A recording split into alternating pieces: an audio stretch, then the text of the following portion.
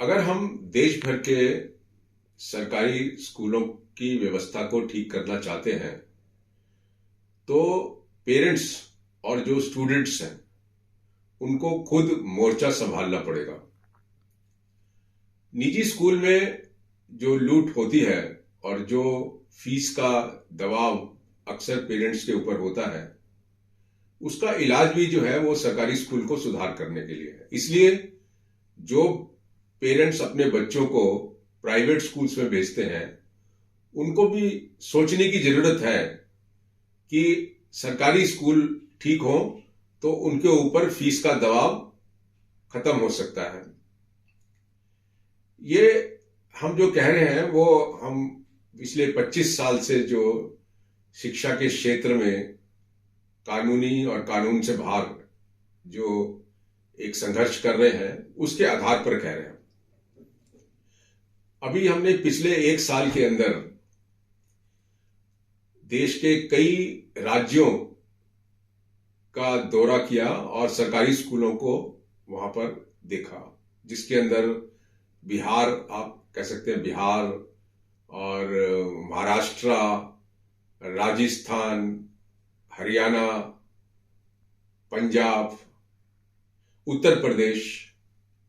और हमने देखा कि सरकारी स्कूलों की हालत पूरे देश में ही खराब है और जो राज्य है, जो सरकारें हैं वहां पर, वो उसमें कोई इन्वेस्टमेंट नहीं करना चाहती हैं। तो आप ये देखिए कि जो बुनियादी चीजें हैं स्कूल के अंदर, एक स्कूल में होनी चाहिए, पानी, बैठने की व्यवस्था, टीचर, सफाई, toilet block, safe building, boundary wall, books, सब गुम है। इसलिए ये बहुत जरूरी है कि सरकारी स्कूलों को ठीक किया जाए और जो हमने फैक्ट्स इकट्ठे करे, उसकी रिपोर्ट्स बनाई, वहां के गवर्नमेंट को चिट्ठी लिखी और उसके बाद हमने अलग अलग हाई कोर्ट्स में, पंजाब हरियाणा हाई कोर्ट में केस किया, राजस्थान हाई कोर्ट में केस किया, उड़ीसा हाई कोर्ट में केस किया और अभी लेटेस्ट नागपुर हाई कोर्ट में केस किया, जहां 11 जनवरी 2023 को हाई कोर्ट ने, नागपुर हाई कोर्ट ने स्टेट ऑफ महाराष्ट्र को नोटिस इशू किया है कि जो स्कूल हमने वहां पे गढ़चिरौली डिस्ट्रिक्ट के अंदर विजिट किए, उनकी जो हालत थी उसको जो हाईलाइट किया, उसके ऊपर उनसे जवाब मांगा है। अब ये ठीक है कि पब्लिक इंटरेस्ट लिटिगेशन से कुछ होता है, इसमें कोई शक नहीं है। हमने हरियाणा में भी देखा, जब पंजाब हरियाणा हाईकोर्ट ने हरियाणा राज्य को नोटिस इशू किया और खिंचाई करी, तो कई जो खतरनाक बिल्डिंगें थी स्कूल की उनको बदला गया। अभी कहीं टीचर्स की भी व्यवस्था की गई है। उड़ीसा में तो ये हुआ कि केस डालने से और उनके ऑर्डर से वहां पर कम से कम ही तो 200-300 जो स्कूल सिर्फ 10वीं क्लास तक के थे, गवर्नमेंट ने उनको ऑर्डर किया कि इनको 12वीं तक किया जाए, क्योंकि उसमें यह प्रॉब्लम होती थी कि 10वीं तक स्कूल होने की वजह से जो है बच्चे डिसकंटिन्यू हो जाते थे और बहुत सारे बच्चे और खासकर लड़कियां ड्रॉप हो जाती थी। तो इस तरीके के कुछ कुछ अचीवमेंट्स हुए हैं, नो डाउट, और हम ये कहना चाहते हैं कि पब्लिक इंटरेस्ट लिटिगेशन जो है वो काफी रेलिवेंट है। अभी दिल्ली हाईकोर्ट में हमने एक पब्लिक इंटरेस्ट लिटिगेशन फाइल किया और कहा कि केंद्रीय विद्यालय के अंदर जो है स्पेशल एजुकेटर्स रेगुलर बेसिस पे है नहीं, तो हाईकोर्ट ने ऑर्डर किया कि 8 हफ्ते के अंदर सेंट्रल गवर्नमेंट और केंद्रीय विद्यालय जो है वो स्पेशल एजुकेटर्स की पोस्टों को सैंक्शन करेगी। और हाईकोर्ट ने अपने ऑर्डर में ये भी नोट किया कि राइट टू एजुकेशन एक्ट के अंदर जो है अब बदलाव आया है, अमेंडमेंट आया है, जिसके हिसाब से जो हरेक स्कूल, देश का हरेक स्कूल जो है उसको कम से कम एक स्पेशल एजुकेटर जो है रेगुलर बेसिस पे रखना पड़ेगा। तो आप समझ लीजिए कि कितने लाख रेगुलर स्पेशल एजुकेटर्स जो है इस देश में स्कूलों में अपॉइंट होंगे इस एक्ट एक्ट के हिसाब से, और जो करोड़ों बच्चे हमारे डिसेबल्ड बच्चे जो स्कूल में हैं और जो स्कूल से बाहर हैं, उनको जब स्पेशल एजुकेटर मिलेगा और उनको व्यवस्था मिलेगी, तो मुझे लगता है कि ये एक बहुत बड़ा कदम होगा for education of children of with disabilities. अभी जो खास पॉइंट में जिक्र करना चाहता हूं वो ये करना चाहता हूं कि किस तरीके से पेरेंट्स और जो हमारे स्टूडेंट्स हैं वो कैसे मोर्चा संभालेंगे, हैं? तो उसका एक लीगल तरीका है। लीगल हम उनको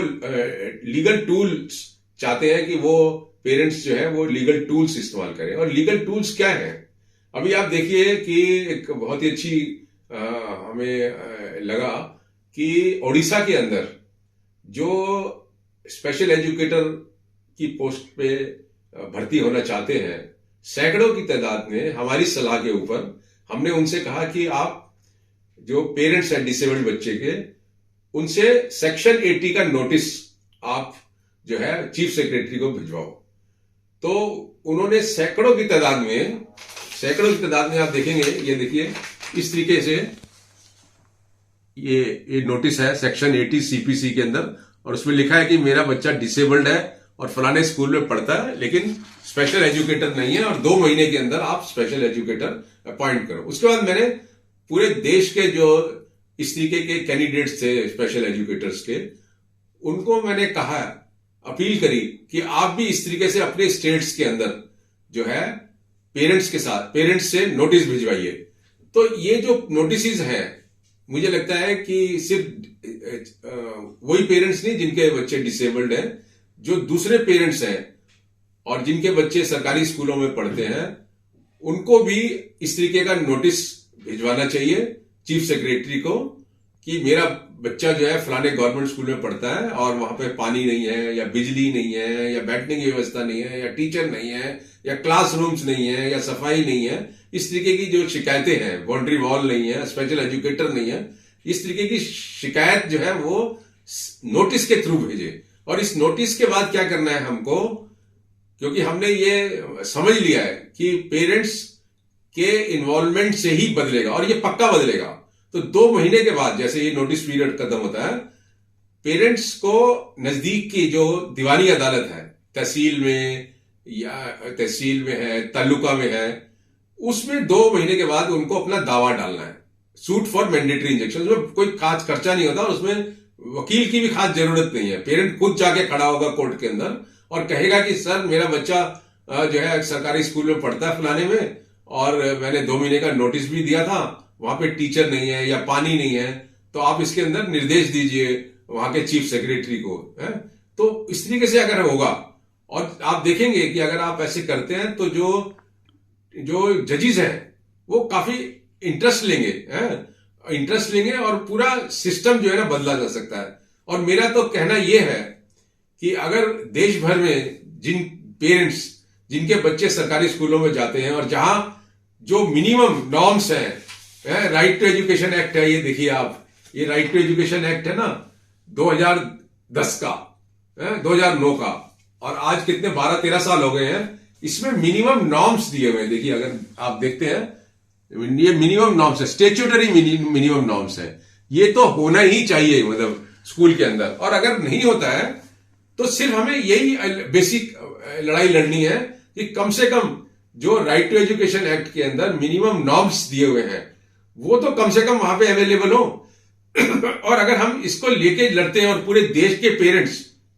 एकजुट हो जाते हैं, तो मुझे लगता है कि पूरी शिक्षा व्यवस्था को ना हम बदल सकते हैं। इसलिए मैं देश भर के पेरेंट्स, सभी पेरेंट्स को, जिनके बच्चे स्कूल नहीं भी जाते उनको भी, और जिनके बच्चे प्राइवेट में जाते हैं उनको भी, और जिनके खासकर सरकारी स्कूलों में जाते हैं उन सबसे मैं अपील करता हूं कि आप जो है अपने राज्य में जो मुख्य सचिव है उनको सेक्शन 80 का पहले नोटिस दो, 2 महीने का सीपीसी का,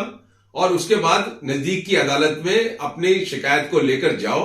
और मैं आपको गारंटी से कह सकता हूं कि अगर हम सब लोग इन्वॉल्व होते हैं तो 6 महीने के अंदर हिंदुस्तान में जो है सरकारी स्कूल की व्यवस्था का जो चित्र है वो बदला जा सकता है। तो मुझे उम्मीद है कि देश भर में जो खासकर हमारे स्पेशल एजुकेटर्स के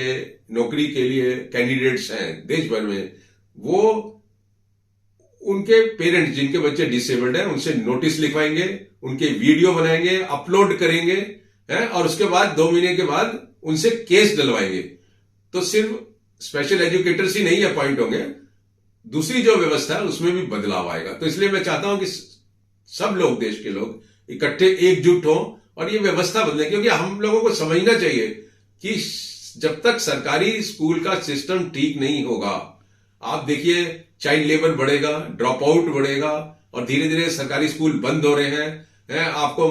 फोर्स किया जा रहा है कि आप प्राइवेट स्कूल्स में जाइए और वहां पे आपको लूटा जाएगा, और जो पैसे नहीं दे सकता उसके बच्चे तो पढ़ भी नहीं पाएंगे। क्या हम ऐसा देश चाहते हैं? ये जो गैर बराबरी जो हमारा देश के अंदर समस्या है, इसका इलाज कैसे होगा? इसलिए मैं सब लोगों से, देश के सभी लोगों से जो है अपील करता हूं कि एकजुट होकर सरकारी स्कूल की व्यवस्था को ठीक करें। उसी पे आधारित है आपका प्राइवेट स्कूल की लूट पे भी आप लगाम लगा सकते हैं। Thank you.